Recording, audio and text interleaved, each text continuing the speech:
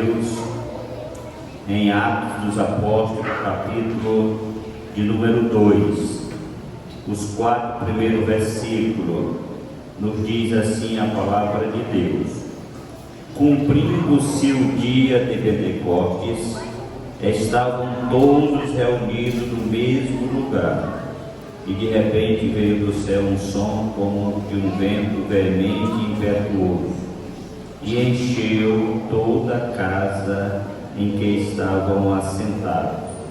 E foram vistas por eles línguas repartidas como que de fogo, as quais pousaram sobre cada um deles. E todos foram cheios do Espírito Santo, e começaram a falar em outras línguas, conforme o Espírito Santo lhes concedia que falasse. Nós, dia 18, agora, domingo, as Assembleias de Deus do Brasil oficialmente estavam comemorando 112 anos de fé. E nós somos felizes porque somos uma geração privilegiada. Uma geração que Deus escolheu para este último momento da igreja aqui na terra. Isto eu lhe digo com toda a convicção.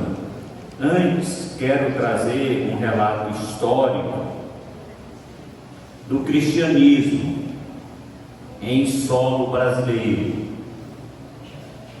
O cristianismo chegou ao Brasil através da Igreja Católica, e o período da Igreja Católica aqui foi muito longo, um período que ela esteve divulgando o cristianismo.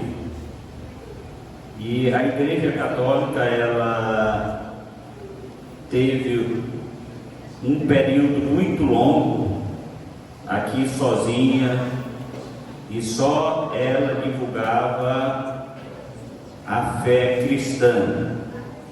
Desde do período de que a Igreja Católica chegou de 1555 até quase 1855, questão aí aproximadamente 300 e poucos anos, que só o catolicismo existia no Brasil.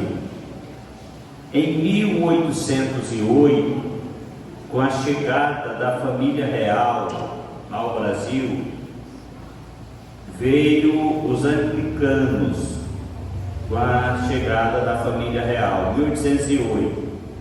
Em 1824, com incentivo do governo brasileiro que já estava instalado, veio os alemães. Os alemães vieram com o incentivo de tornar a raça pura, para que o Brasil se tornasse uma raça mais pura, porque eles entendiam que queria purificar a raça. E assim veio os alemães. Em 1824, com a chegada dos alemães, veio os luteranos junto. Veio que os luteranos na Alemanha predominam, que é uma área evangélica. Então, com a chegada dos luteranos em 1824, em 1855 chegou a Igreja Congregacional, que são os congregacionais, 1855. Em 1859 chegaram os presbiterianos, 1859. Em 1867 chegaram os metodistas, e hoje a boa base da doutrina assembleiana baseada também no metodismo. tem uma base bem firme da doutrina metodista. Em 1879, chegou a Igreja Cristã Evangélica. Não é a cristã do véu, é a cristã evangélica. Em 1879. Em 1882, chegaram os batistas. 1882. Em 1890, os luteranos se tornaram, teve uma ramificação dos luteranos, já daqueles, uma dissidência, e houve uma ramificação que os luteranos se tornaram mais brasileiros, vamos dizer assim, já uma ramificação brasileira, em 1890. Em 1894, os adventistas, 1894. E 1910, chegaram os pentecostais.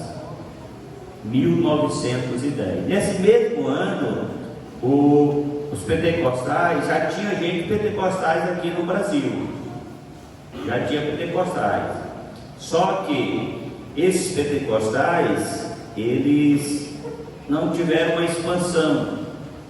Em 1910, como já foi narrado a história, nós temos a história de Daniel Berg e Gunnar Wingre. Eles, indicados por Adolfo, do dia 5/10 de 1910, dia 5/10 de 1910, isso aqui é fonte segura, porque foi citado aqui 14 anos, não, foi pouco, 14 dias, 40 dias, certinho. Foi 40 dias a viagem de Daniel Berg e Gunnar Wingre. Eles embarcaram no dia 5/10 de 1910, ali nos Estados Unidos, e eles chegaram aqui no dia 19/11 de 1910, como foi narrado. 40 dias de viagem no navio com este nome Clemente.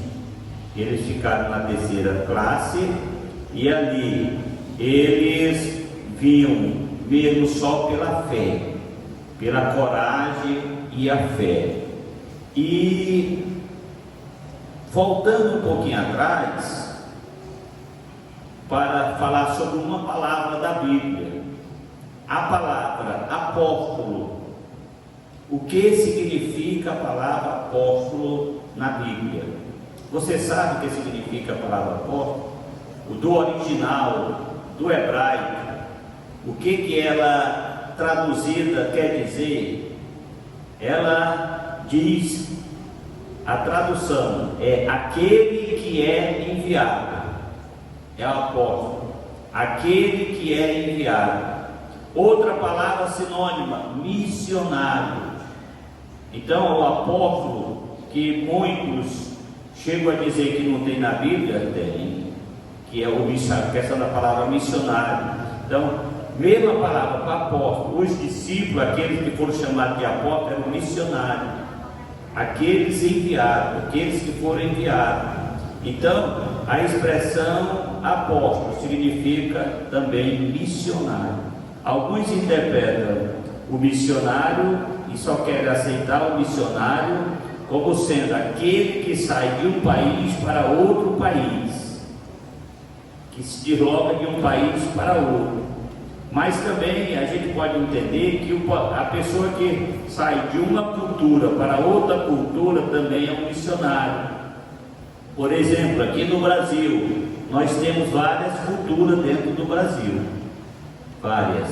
Aqui mesmo na região de vocês têm a cultura de vocês, que é particular de vocês, que vocês talvez nem achem que seja uma cultura, mas é a forma de viver de vocês aqui no mar, na pescaria, na alimentação, no chibé, nessas coisas que outras regiões não têm. Aqui mesmo no estado do Maranhão, como se vocês vão para o sertão, é outra realidade. Então, são os costumes, até o linguajar, a forma de falar. Vocês têm linguajar aqui de coisa que a gente a gente precisa primeiro ter um tradutor, para a gente entender, compreender. No Brasil, a gente tem certas coisas que são peculiares à região. Por exemplo, aqui no Maranhão, a gente chama cajá, é cajá, em todo quanto é lugar praticamente. Mas já no Pará chama taperebá. Você pode olhar nos tabletes das empresas que fabricam em grande quantidade, que eles botam dois nomes, taperebá e cajá. E assim nós temos várias questões de cultura dentro do nosso país. Eu tive o privilégio de andar no Brasil, quase todo, com exceção de Roraima, o Acre e o Amapá, só não esses 3 estados, mas os demais eu já andei. E a gente chega e encontra situações totalmente diferentes. No Rio Grande do Sul é uma cultura diferente, lá do churrasco e outras coisas mais, e as suas vestes, as suas tradições. E o Evangelho, por exemplo, ele chega de uma forma que ele invade todas as culturas, tradições, e o Evangelho é implantado de forma que as pessoas venham aceitar a Cristo como Salvador. Então nós temos várias culturas. Se nós fôssemos, por exemplo, debater sobre culturas, algumas pessoas diziam: não, mas então não é salvo. Não tem nada a ver. Não tem nada a ver. A salvação, ela tem vários aspectos que tem a ver com a doutrina da palavra de Deus, com a segurança da vida da pessoa. Agora, por exemplo, a nossa Assembleia de Deus, ela tem a sua tradição, a nossa tradição, os nossos costumes, e a pessoa, quando chega na Assembleia de Deus, rapidamente ele se adequa a essa situação. As mulheres se adequam, os homens se adequam, e assim todo mundo, e a situação, a coisa fica andando de forma maravilhosa. Voltando, eu quis só fazer esse comentário. Então, Gunnar Wingre e Daniel Berg, eles vieram para o Brasil em 1910 e eles receberam a profecia, como já foi lido aqui, aí o histórico, e ali na palavra eles deveriam vir para um local chamado Pará. Foi procurar no mapa, que eles não tinham noção, e encontraram o Brasil. E no Brasil tinha Pará, o único local que eles encontraram. Agora eu quero fazer um parênteses aqui e dizer para os irmãos, e eu afirmo isso com toda segurança minha, pessoal, não é de leitura de nenhum livro, não é de nem alguém que me ensinou, não, interpretação minha. Eu entendo, eu compreendo, é um entendimento meu, que o único lugar que Deus tinha naquele momento para mandar os missionários Daniel Berg e Gunnar Wingre no mundo era o Pará.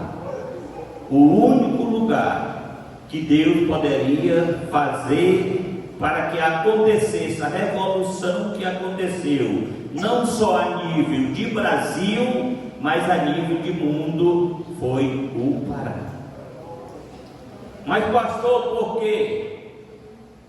Eu quero trazer a lembrança que quem tem um pouco de conhecimento histórico, que eles chegaram, estava iniciando, ou já estava começando, ou tinha começado a crise de quê?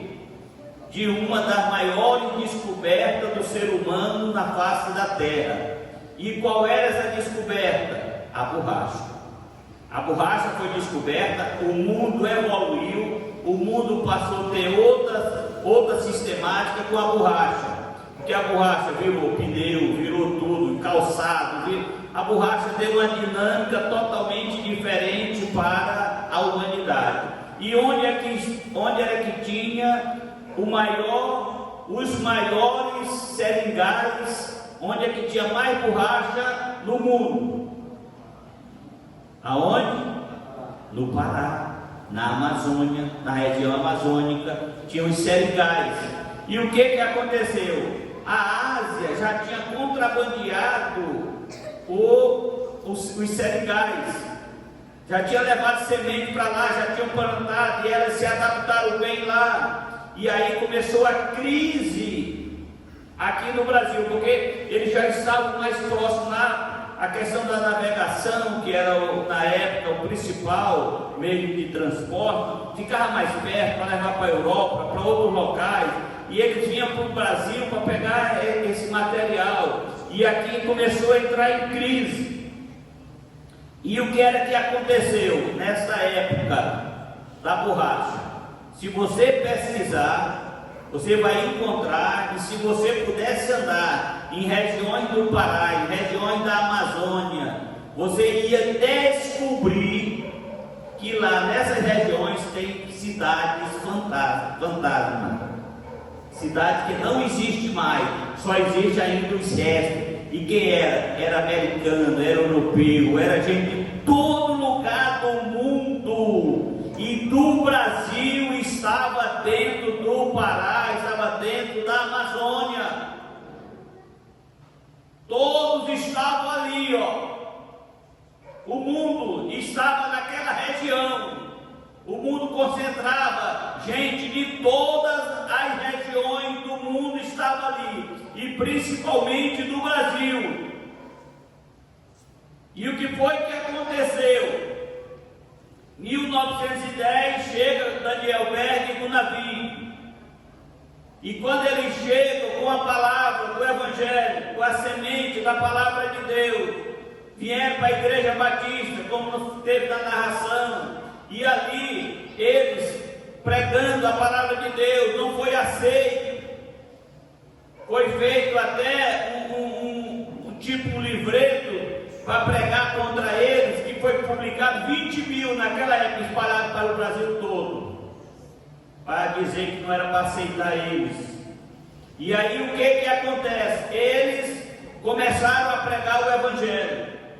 Deus mandou 2 suecos, falando sueco, e chegaram aqui, eles foram aprender a língua, e um trabalhava para poder dar o sustento, o outro ia estudar a língua. Aí quando o outro chegava do emprego à noite, o que estava aprendendo a língua ia passar a língua daquilo que ele aprendeu para o outro. E assim eles começaram a falar o português, começaram a conhecer a língua. Agora imagine como é que é o poder de Deus, irmão. Pense um pouco no poder de Deus. Pense um pouco na graça de Deus. Como o poder de Deus é tão grande. 2 homens.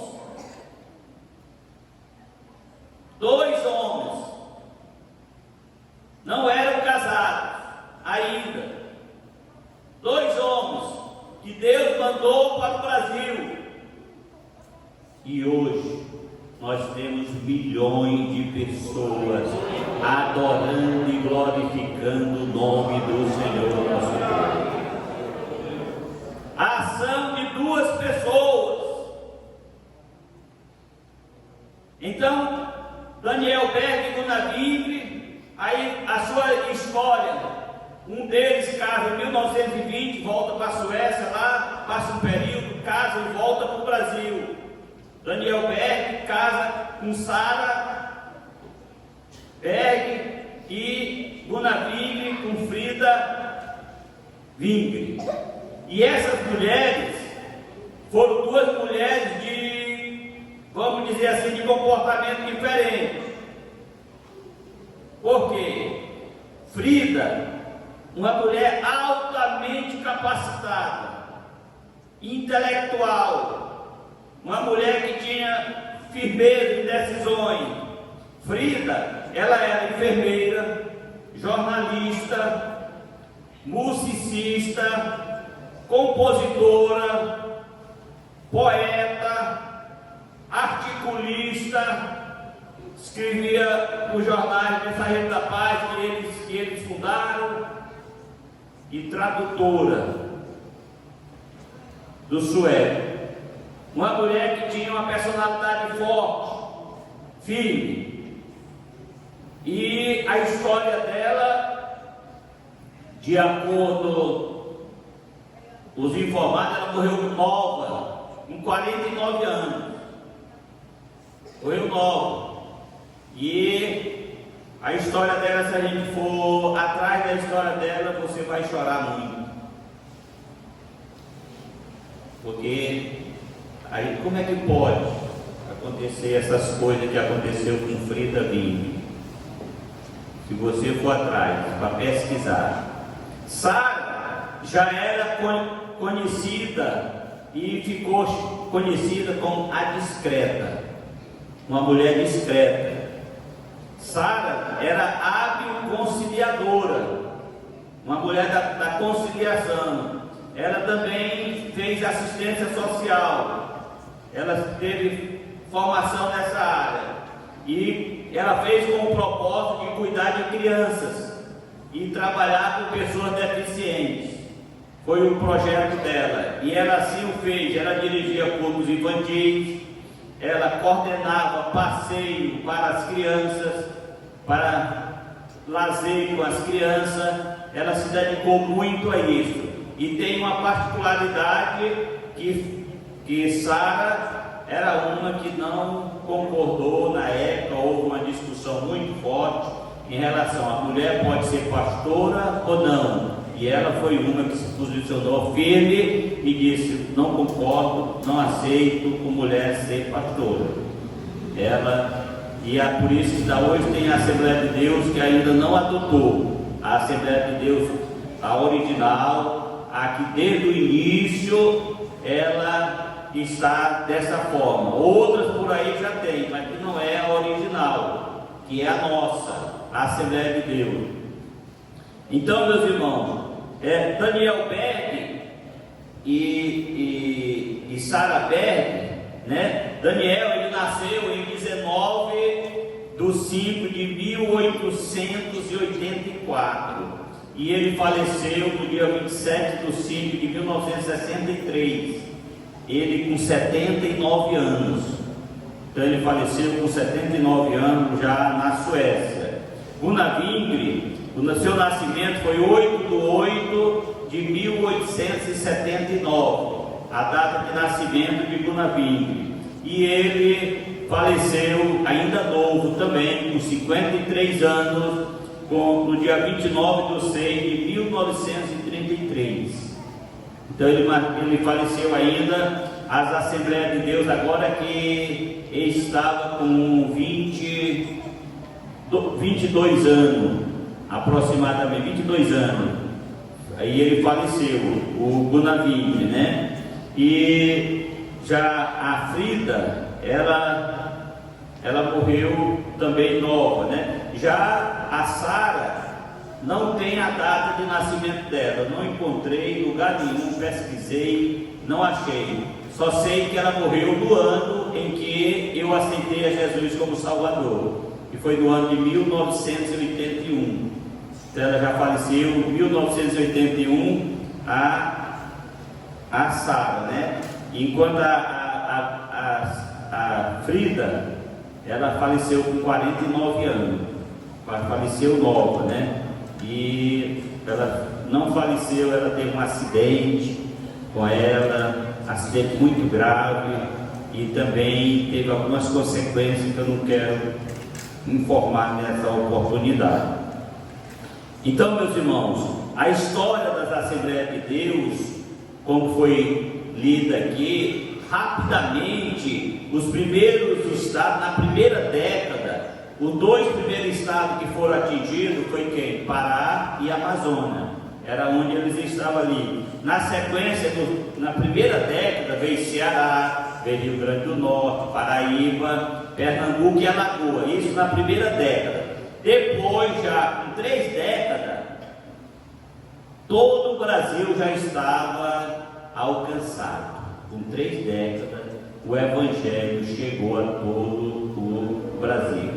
Agora, voltando, para que você entenda como foi a chegada do Evangelho em todo o Brasil e com a rapidez daquela época porque hoje tudo é fácil, tudo é ligeiro, mas imagine naquela época que não tinha estrada, não tinha o meio de comunicação que tem. Hoje, naquela época, o transporte principal era o marítimo, era através de águas. Aí como é que chegou? Chegou da seguinte forma: lembre que eu narrei para vocês que quem era que estava na Amazônia? O mundo estava ali representado por gente de todas as nações, e o Brasil representado por trabalhadores de todos os estados, porque eles vieram para levar a borracha, para trabalhar com a borracha, vinha ser exportada a borracha para tudo quanto era lugar do mundo.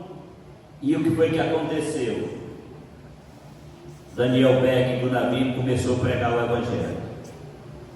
As pessoas começaram a aceitar a Jesus como Salvador. E aí, o fulano de Alagoa, o fulano do Ceará, o fulano do Rio Grande do Norte, o fulano do Maranhão, o fulano de lugar X, de lugar A, B, C, D, começou a aceitar. As pessoas de outros países também aceitavam Jesus como Salvador. Aí veio a crise da borracha. Aí chegou o momento que fechou tudo. Todo mundo teve que fazer o quê? Retornar para a sua pátria, retornar para o seu estado. Só que o que foi que aconteceu? Eles não voltaram da mesma forma que chegaram. Eles voltaram com a semente da palavra de Deus, com a salvação em Cristo Jesus. E aí o Evangelho foi se espalhando rapidamente pelo Brasil e por alguns lugares do mundo. E aí o Evangelho começou a tomar conta do Brasil, começou a tomar conta de outras regiões. Então Deus, com a estratégia, Deus que tem o controle da história. Eu preguei uma vez sobre isso, que Deus tem o controle da história, tem o controle do mundo. E Ele, como tem este controle, Ele fez isso dessa forma, trouxe para esta região. E daqui saiu o Evangelho para muitos locais. Uma vez eu estava falando sobre esse tema, e nisso tinha um pastor, e o pastor já de idade, ele foi e disse assim: eu sou um desses que aceitei a Jesus dentro da Amazônia, e vim e saí de lá. E eu conheci menos 2 que saíram de lá, que aceitaram a Jesus na Amazônia. E de lá saíram e foram pregar o Evangelho nos seus estados. Então Deus tem suas estratégias, tem sua forma de agir. Muitas vezes a gente não compreende, mas Deus tem sua forma. E me chamou a atenção na narrativa, e eu até marquei aqui na narrativa, que eu me lembro com toda a segurança, com toda a firmeza desses pioneiros que estiveram aqui, que já foi uma segunda leva de pioneiros estrangeiros. Aqui eu marquei 2, Eurico Berton e Bernardo Jones. Eurico Berton, esse eu conheci pessoalmente, esse eu vi ministrando, eu tive a oportunidade de vê-lo. E Bernardo Jones, esse eu tive a oportunidade de trabalhar com ele, em campanha com ele. E foi um grande pregador, e Deus usava de maneira maravilhosa. Quando a gente estava nas cruzadas, a gente fazia um treinamento. 15 dias antes da cruzada chegava uma equipe, e ali a gente fazia o treinamento. Passava uma semana na parte teórica, só treinando, e na outra semana a gente ia para a prática. E aí, quando terminava aquela prática, já era o evento. E aí nós íamos para o evento que a gente via 10 mil pessoas dentro daqueles eventos, e ali a gente via milagres de tudo quanto é tipo. E um dos eventos desse, eu já contei aqui, eu vi 6 paralíticos levantando, 6 paralíticos levantando e levantando suas cadeiras de roda. Ali eu vi, e muitos milagres, muita salvação em Cristo Jesus. E conheci vários dos pastores do início das Assembleias de Deus do Brasil, dos brasileiros. Alguns eu conheci dos mais antigos. Se eu fosse citar aqui um número muito grande de pastores do naipe assim de Estevão Ângelo de Souza, Paulo Belisário de Carvalho, José Pimentel de Carvalho, de Minas Gerais, Túlio Barro, lá no Rio de Janeiro, pastor Alcebiades Pereira Vasconcelos, e assim muitos outros que eu conheci. Conheci esses homens, porque eu já tenho, pela graça de Deus, esse ano nós vamos fazer já 42 anos de fé. Então a maioria desses homens que são brasileiros,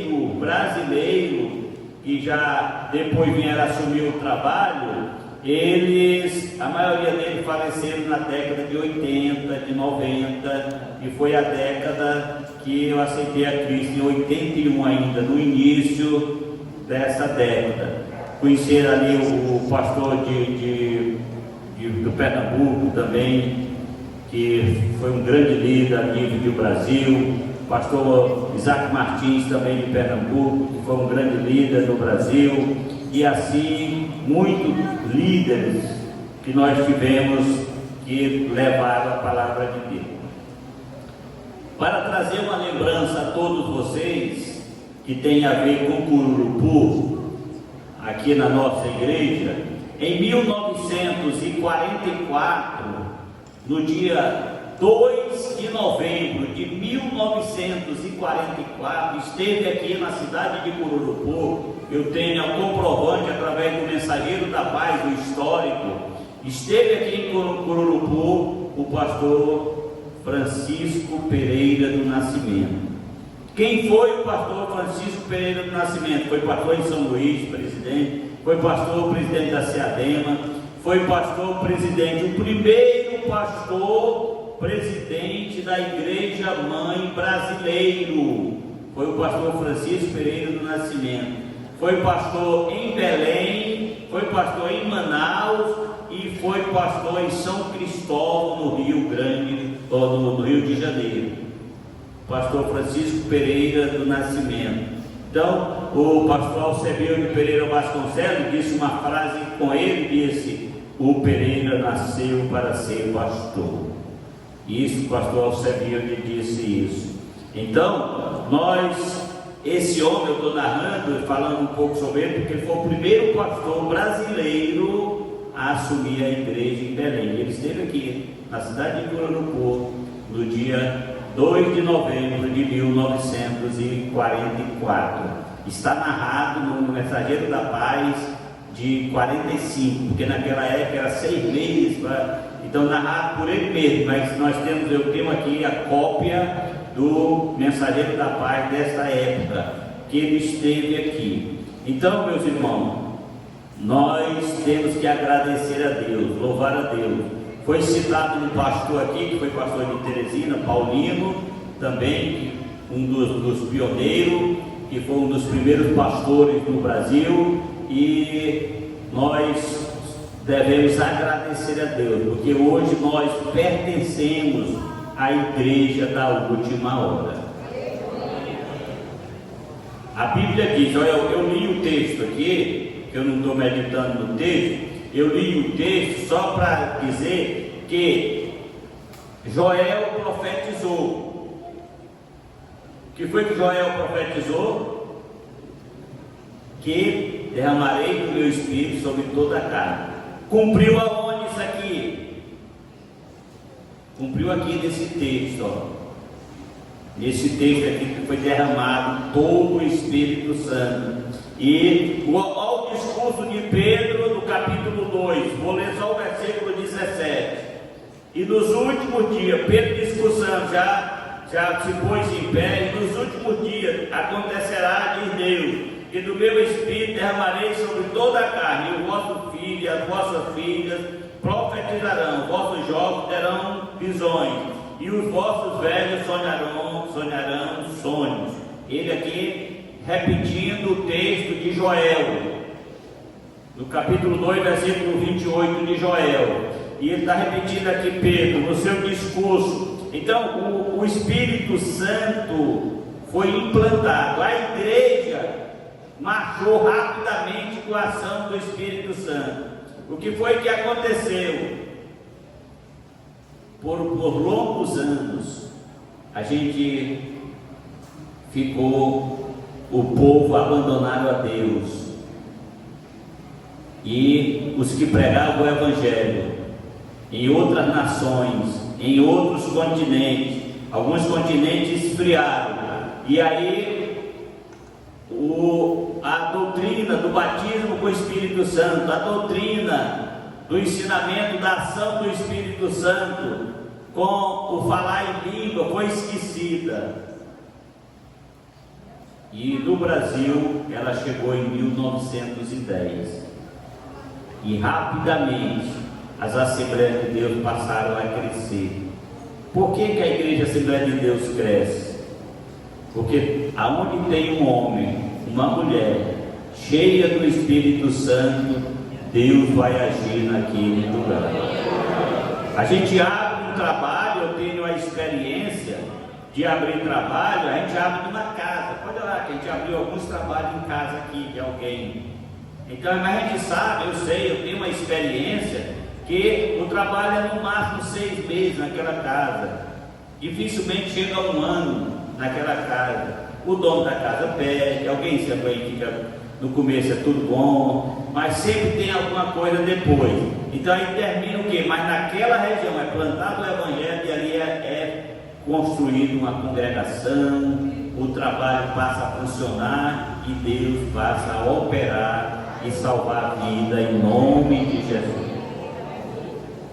Então toda vez que a gente abre um trabalho, por exemplo aqui, nós abrimos vários trabalhos, tem gente que pergunta, mas por que esses trabalhos tão pequenos, tão no início? Mas é assim mesmo, irmão. O trabalho da Assembleia de Deus começou só com 2. Só 2. E onde tem alguém pregando o Evangelho, é uma oportunidade para alguém ter a salvação. Ninguém vai poder nos acusar lá no futuro e dizer, ei, você não deu chance para mim. Não, tem alguém pregando naquela região. Tem alguém fazendo a obra. Tem alguém se dedicando para pregar o Evangelho do Senhor nosso Deus.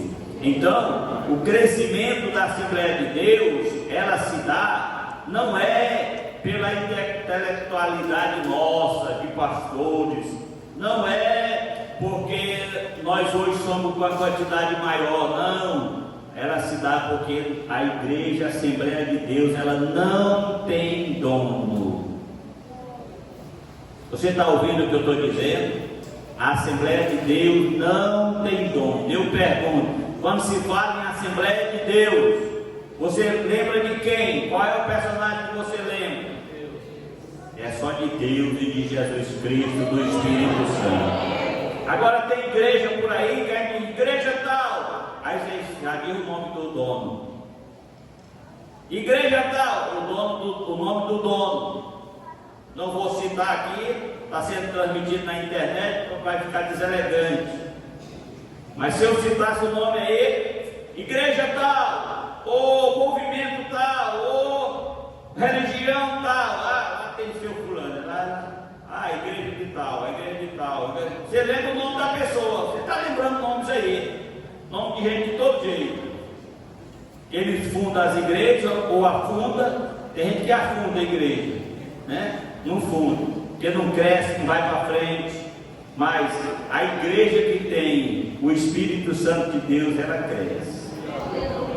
Aí fica naquela palavra do Gamaliel.